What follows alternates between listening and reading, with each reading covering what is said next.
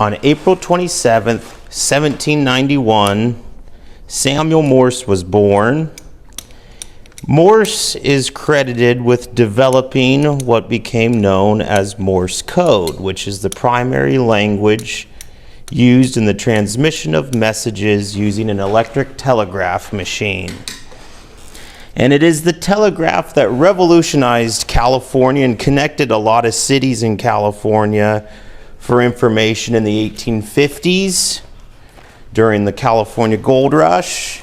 And the transcontinental telegraph was completed in October 1861, ending the Pony Express, but also really connected California with the rest of the United States.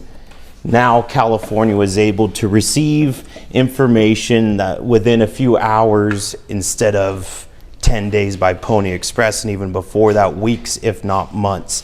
And it changed how newspapers using printing presses like this would publish their information too. They'd be able to include a lot more national stories. So what I have set here today in Morse code is the word museum in 60-point Caslon. Press the red button, Howard.